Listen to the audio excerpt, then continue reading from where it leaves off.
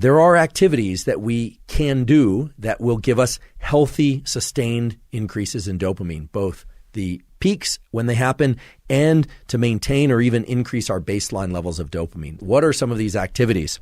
Well, in recent years, there's been a trend toward more people doing so-called cold exposure, getting into cold showers, taking ice baths, exposing oneself to cold water of various kinds can in fact increase our levels of dopamine as well as the neuromodulator norepinephrine.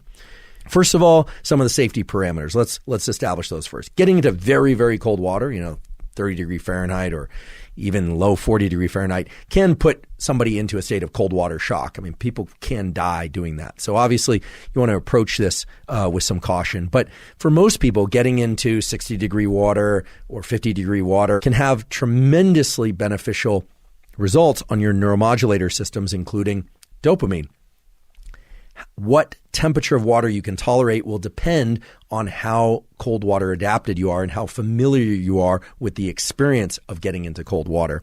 Now, this study, Human Physiological Responses to Immersion into Water of Different Temperatures, it's a really interesting study. They looked at people getting exposed to water that was warm, moderately cold, or very cold. Upon getting into cold water, the changes in adrenaline and noradrenaline, epinephrine and norepinephrine, were immediate. But then what was interesting is they observed that dopamine levels started to rise somewhat slowly and then continued to rise and reach levels as high as 2.5 times above baseline.